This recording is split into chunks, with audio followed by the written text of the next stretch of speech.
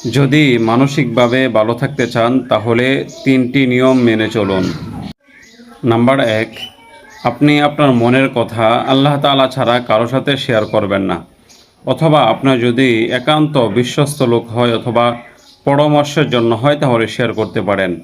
আর বাকি আপনার মনের যত কথা রয়েছে, যত দুঃখ রয়েছে, কষ্ট রয়েছে, সব কিছু আল্লাহ তাআলার কাছে শেয়ার করবেন, আল্লাহ তাআলার কাছে দোয়া করবেন, তাহলে আপনি মনের প্রশান্তি পাবেন।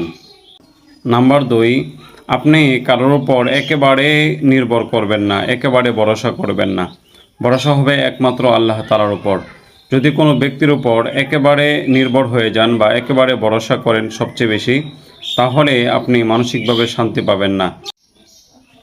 নাম্বার 3, আপনি যদি কারো কোনো উপকার করতে নাও পারেন, কারো কোনো ক্ষতি করিয়েন না। কারো কোনো ক্ষতি করলে আপনি মানসিকভাবে অশান্তিতে পড়বেন এবং মানসিক কষ্টে ভুগবেন এবং দুশ্চিন্তায় পড়ে যাবেন। সুতরাং কারো উপকার করতে না পারলেও কারো ক্ষতি করা যাবে না। এই 3টি নিয়ম মেনে চললে আপনি মানসিকভাবে শান্তিতে থাকবেন ইনশাআল্লাহ।